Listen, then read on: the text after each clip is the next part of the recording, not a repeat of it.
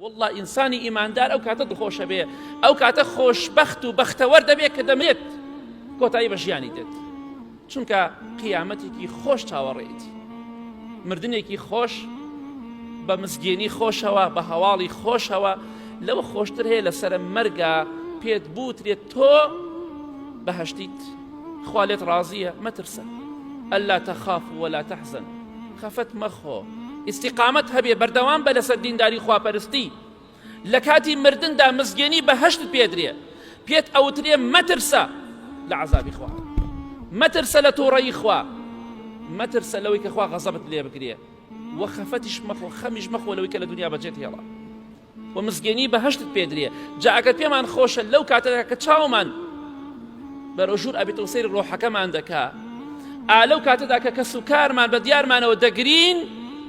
ئەگە پێمان خۆشە خوا بەختەوەرمان کە و دڵخۆشمان کە مزگێنی بەهەشتمان پێ بدرێ، با ئینشەڵڵا خۆمان بۆ خوای گەورەی کلا بکەینەوە.